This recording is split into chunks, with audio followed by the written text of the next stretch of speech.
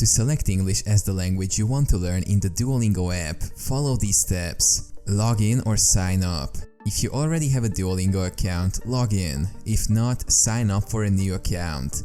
Choose a language. After logging in, you will see a list of available languages to learn. If English isn't already selected as your default language, tap on the flag or language name to access the language selection menu. Search or scroll. In the language selection menu, you can either search for English or scroll through the list of available languages until you find English. Select English. Tap on English to choose it as the language you want to learn.